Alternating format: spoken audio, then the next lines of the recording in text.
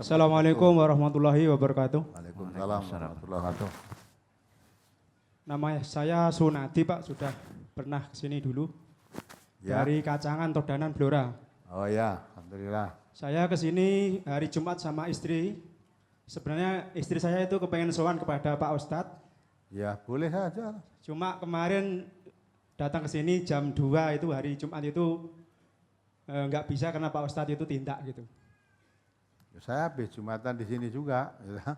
Ya. Jumatan saya memang pergi, sorenya saya datang lagi ngajar karena di sini pengajian sorenya. Iya Pak, terus saya langsung ke Boyolali ke rumah mertua saya Pak. Oh ya. Ini yang saya tanyakan yang pertama adalah tentang doa Pak. Saya pada waktu itu di masjid setiap habis sholat subuh itu diadakan istilahnya taklim gitu Pak. Ya. Kemudian saya menerangkan tentang doa bahwa berdoa itu harus pelan-pelan atau tidak dikeraskan. Kemudian saya bacakan surat Al-A'raf ayat 55 dan 105 itu. 205. Iya 205. Kemudian tanya lagi termasuk sholawat itu juga doa. Nah sholat juga harus tidak boleh keras-keras begitu. Kemudian mustami itu atau yang mengikuti taklim itu dia bilang, loh kamu kok malah mengklaim harus berdoa itu harus pelan-pelan, itu bagaimana, enggak boleh itu gitu. Saya tidak mengeklaim Pak, saya kan cuma membaca ayat kayak gitu. Kemudian orang itu tadi istilahnya pun nesu Pak. Terus tidak mau ikut, ya sudah berarti saya enggak mau ikut. Wong sampean membaca Al-Quran, Al-Quran itu kan masih mentah Pak. Dia bilang begitu. Ya sudah Pak, kalau sampean enggak mau ya sudah, enggak mau ikut enggak masalah. Saya bilang begitu. Bagaimana cara menyikapi orang seperti itu Pak? Nah ya, tanya mestinya Quran itu masih mentah, lah yang mateng apa? Orangnya langsung pergi Pak setelah bilang begitu. Ya itu sebetulnya itu orang yang mentah itu. Itu Quran, yang pertama. ya. Kemudian yang kedua yang saya tanyakan, sholat berjamaah bersambung-sambung boleh apa enggak gitu Pak? Misalnya ada makmum masbuk, kemudian setelah itu si makmum masbuk tadi belum selesai, kemudian ada yang nyambung lagi, di belakangnya menjadi makmum lagi. Setelah itu belum selesai juga ada orang ketinggalan terus nyambung lagi di belakangnya gitu Pak. Ini bukan omong kosong, saya sering melakukan dulu pada waktu di pesantren di Boyolali seperti itu Pak. Jadi ketinggalan itu ya beruntun terus begitu, apakah sholatnya sah apa tidak gitu. Kemudian yang ketiga, ada lagi makmum itu tidak mantap dengan imamnya Pak. Kemudian dia membuat jamaah sendiri, padahal itu di satu masjid. Nah, ini pertanyaan ini tadi adalah dari titipan dari ipar saya di Boyolali, ini boleh apa enggak gitu. Itu. Kemudian yang terakhir, binatang yang haram dimakan adalah termasuk binatang yang menjijikkan. Itu ada yang bertanya pada saya, anak MTS itu saya nggak bisa menjawab. Loh ini ada dasarnya loh Mas, dasarnya apa? Itu surat Al-A'raf ayat 157 katanya itu binatang yang menjijikkan juga haram dimakan gitu. Kemudian yang terakhir saya minta doa sama Pak Ustadz dan semua jamaah di sini. Mudah-mudahan ibu saya itu mohon didoakan, mudah-mudahan mendapat hidayah karena saat ini itu istilahnya masih muring kalih kula nggih. Gara-gara kula nderek ngaji niku ibu kula niku tesih nesu kalih kula. Anggere kula tangkleti ketoke abot le jawab ngoten niku. Nggih, saking semanten Pak, saking pertanyaan dari saya kurang lebihnya saya minta maaf. Akhirul kalam. Assalamualaikum warahmatullahi wabarakatuh. Waalaikumsalam warahmatullahi wabarakatuh. Pertama, ada saja orang yang mengatakan Quran itu masih mentah, ada yang masih wungkul, ya, masih perlu dibumboni, gitu kan? Nah, coba dibaca surat Al-An'am 114. Saya yakin orang itu belum pernah baca. Maca wis mungkin, tapi nggak ngerti. Umumnya kalau membaca apalagi bulan Ramadan nanti kan baca sampai khatam. Ayat itu mestinya sudah dibaca. Karena tidak paham, coba dibaca. Surat Al-An'am nomor surat 6 ayat 114. Afa ghairallahi abtaghi hakaman wa huwa alladhi anzala ilaikumul kitaba mufassala walladzina atainahumul kitaba ya'lamuna annahu munazzalum mir rabbika bil haqqi fala takunanna minal mumtarin. Ya, tuh, perhatikan. Maka patutkah aku mencari hakim selain daripada Allah? Padahal dialah yang telah menurunkan kitab Al-Quran kepadamu dengan terperinci. Terperinci. Apa patut kamu mencari keputusan selain dari Allah? Sedangkan Allah itu telah menurunkan Al-Quran dengan terperinci. Jadi tidak mentah wungkul, terperinci. Ya. Apa patut kamu mengambil keputusan selain Allah? Apalagi tadi diterangkan masalah doa. Dalam Quran sudah jelas diterangkan dalam surat Al-A'raf 55, mohonlah kamu berdoalah kepada Tuhanmu dengan berendah diri dan suara yang lembut. Lah kalau itu masih mentah, matenge piye? Quran menerangkan suruh doa itu dengan merendah diri. Rasa khusyuk, tawaduk, ya, dan suara lembut. Terus ditekankan di itu jangan kamu melampaui batas. Kalau Allah memerintahkan dengan suara lembut, kita suara yang keras berarti kan melampaui batas. Nah, itu kan masih mentah, matenge piye coba terangno. Matenge cara berdoa itu gimana? Nah, ya mung kata mentah kon nerangke matenge ora iso. Padahal dalam ayat 114 Al-An'am ini Allah menanya, apakah kamu akan mencari keputusan selain dari Allah? Padahal Allah membuat keputusan kalau berdoa itu dengan suara lembut dan rendahkan diri. Merendah diri, tawadhu, khusyuk, ya, itu. Padahal Allah telah menurunkan Al-Quran itu mufassalan. Ya, anzala ilaikumul kitaba mufassalan. Allah telah menurunkan Al-Quran dengan terperinci. Lah Quran setelah terperinci itu diperintahkan oleh Allah liyadabaru ayatihi, supaya dikaji tiap-tiap ayatnya. Waliyatadzakara ulul albab, supaya orang yang punya akal pikiran yang sehat dengan mempelajari tiap ayat-ayat Al-Quran itu mendapat pelajaran. Maka terus orang terlalu berani, Quran masih mentah, malah orangnya ini perlu dibumboni.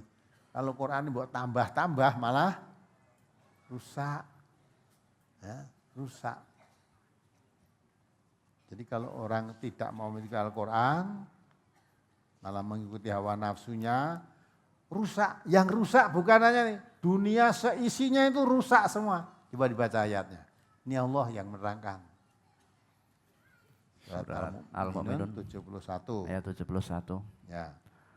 Walawit taba'al haqqu ahwa'ahum la fasadatis samawati wal ardu wa man fihin bal atainahum bidzikrihim fahum an zikrihim mu'ridun. Andai kata kebenaran itu menuruti hawa nafsu mereka, pasti binasalah langit dan bumi ini dan semua yang ada di dalamnya. Sebenarnya kami telah mendatangkan kepada mereka kebanggaan mereka, tetapi mereka berpaling dari kebanggaan itu. Ya kan? Jadi Allah telah menurunkan kebanggaan bagi mereka. Yang dimaksud kebanggaan itu Al-Quran. Al-Quran itu menjadi kebanggaan bagi orang muslim. Al-Quran itu mengangkat derajat manusia. Menjadi orang yang paling mulia di sisi Allah dengan ketakwaannya. Inna akramakum indallahi atqakum lah. Orang yang takwa itu paling mulia, diangkat derajatnya oleh Allah. Untuk menjadi orang yang bertakwa harus memahami Al-Quran. Tidak sekedar memahami, tapi mengamalkan. Maka untuk beramal dan berilmu, lebih dulu ilmunya. Supaya kita berilmu, maka ngaji. Hasilnya ngaji, dapat ilmu diamalkan. Jangan berlamar sebelum berilmu. Wala takfu ma laisa laka bihi ilmun. Jangan kamu melakukan suatu perbuatan apalagi ibadah yang kamu belum tahu ilmunya. Saya yakin orang yang ngomong Quran itu masih mentah, itu ya hanya katanya. Ayat ini tadi tentu dia belum paham.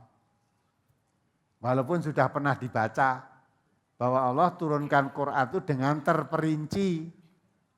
Ya, terperinciannya sudah rinci sekali, tinggal memakai kita itu.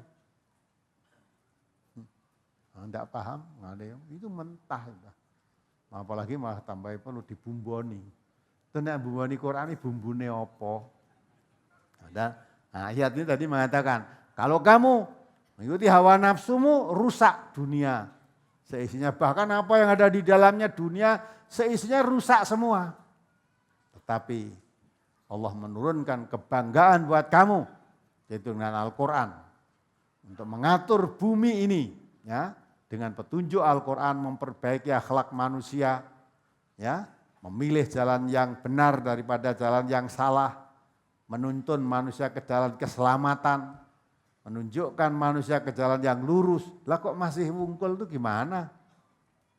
Terus itu masih gurung jelas, padahal Allah katakan wala tatabi'u subula fatafarraqu bikum an sabilih. Jangan kamu ikuti jalan-jalan selain Al-Quran. Jalan selain Al-Quran itu fatafarraqu bikum an sabilih, akan mencerai-beraikan kamu dari jalan yang lurus tadi. Dzalikum wasaqum bihi la'alakum tattaqun. Allah mewasiatkan kepadamu untuk mengikuti Al-Quran supaya kamu menjadi orang yang bertakwa. Jadi mengikuti Al-Quran supaya jadi orang yang bertakwa. Ya, mengikuti tidak mau, mempelajari tidak mau, malah berani memberikan stempel Quran itu masih mentah. Nah, malah jangan pelajari Quran langsung kamu nanti kena racun, luar biasa. Jadi Quran itu ibaratnya kilang minyak. Ya, jadi itu kan kilang minyak. Kalau mau ambil minyak jangan langsung ke sumur kilang minyak, mati kamu nanti.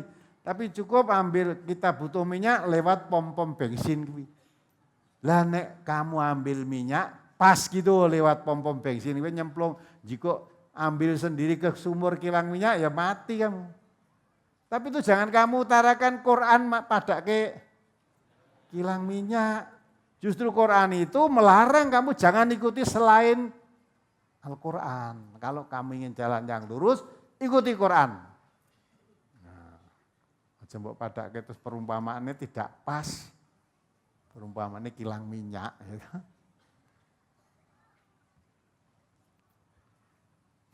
Ya, kemudian pertanyaan berikutnya tadi apa tadi?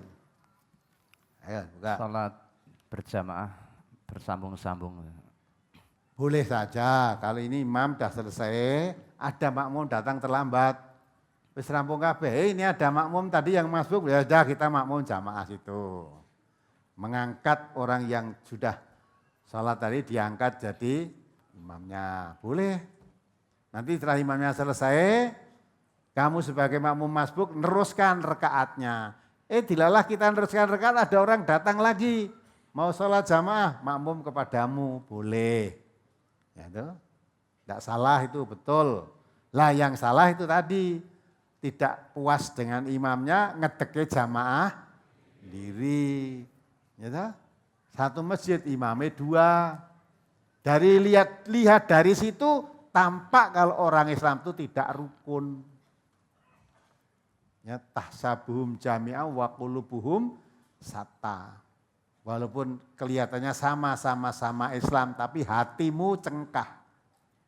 Makmum aja enggak mau. Karena apa? Tidak mantap. Tidak mantapnya karena apa? Nah itu tak. Kok tidak mantap karena apa? Itu sudah ada imam sholat jamaah.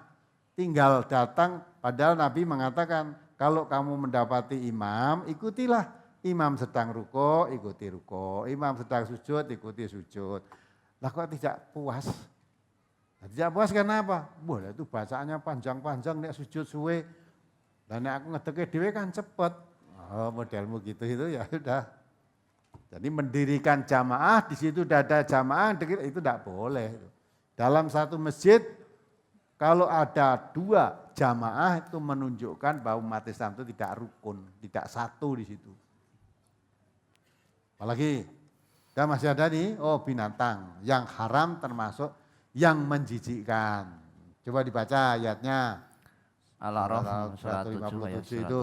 157. Alladzina yattabi'una ar-rasulan nabiyyal ummiyyal ladzi yajidunahu maktuban 'indahum fit Taurati wal Injili ya'muruhum bil ma'ruf wa yanhahum 'anil munkari wa yuhillu lahumut thayyibati wa yuharrimu 'alaihimul khaba'is wa yadh'u 'anhum israhum wal aghlal allati kanat 'alaihim falladzina amanu bihi wa 'azzaruhu wa nasaruhu wattaba'un nural ladzi unzila ma'ah ulaika humul muflihun. Yaitu orang-orang yang mengikuti Rasul Nabi yang ummi, yang namanya mereka dapati tertulis di dalam Taurat dan Injil yang ada di sisi mereka, yang menyuruh mereka mengerjakan yang ma'ruf dan melarang mereka dari mengerjakan yang mungkar, dan yang menghalalkan bagi mereka segala yang baik dan mengharamkan bagi mereka segala yang buruk, dan membuang dari mereka beban-beban dan belenggu-belenggu yang ada pada mereka. Maka orang-orang yang beriman kepadanya memuliakannya, menolongnya, dan mengikuti cahaya yang terang yang diturunkan kepadanya, yakni Al-Quran. Mereka itulah orang-orang yang beruntung. Dan notnya dibaca itu. Maksudnya, dalam syariat yang dibawa oleh Muhammad itu, tidak ada lagi beban-beban yang berat yang dipikulkan kepada Bani Israel.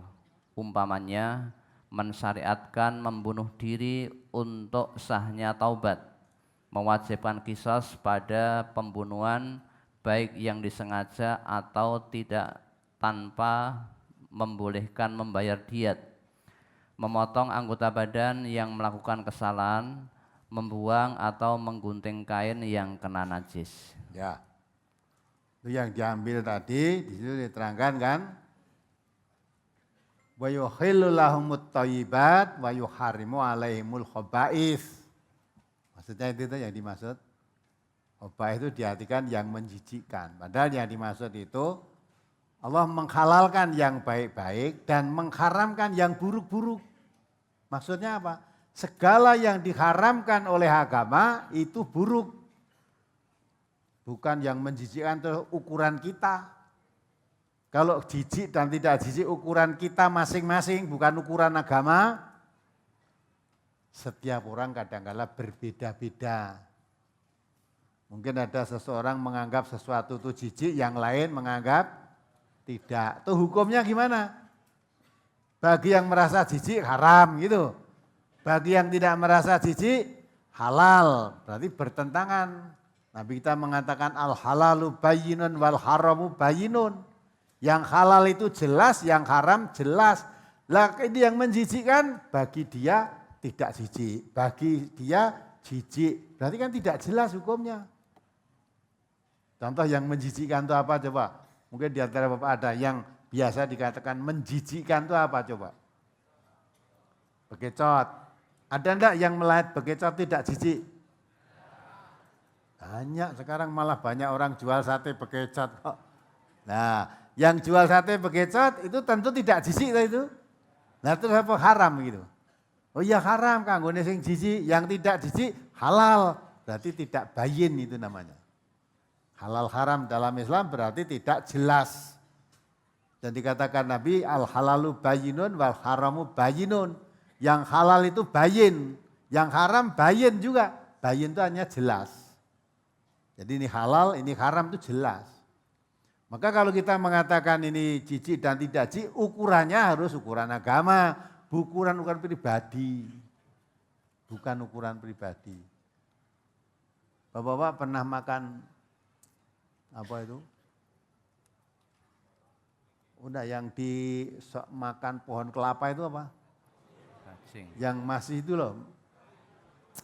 Bukan, yang kayak entung itu loh. Uret ya, kayak entung makanya di situ. Nek bajing kan makan kambile. Ya, makan pohonnya rusak seperti rupanya seperti uret entung. Itu jijik apa enggak? Nah, jijik itu haram. Tapi ada yang tidak, itu protein tinggi. Bapak-bapak pernah makan anak tawon belum? Anak tawon.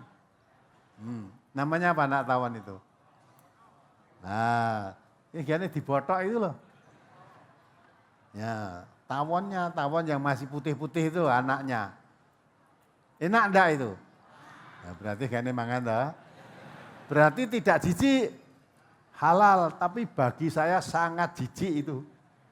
Saya demok ngono ki gila, genduk-genduk gitu kan. Lah, bagi saya berarti haram. Nah, menurut agama, maka agama jangan nurut kamu, jangan nurut saya, nurut Quran, nurut hadis lah gitu loh. Agama itu sumbernya dari Quran dan dari hadis. Harus dicari di sana, jangan nurut akal sendiri. Wong welut kuwi ana sing jijik kok.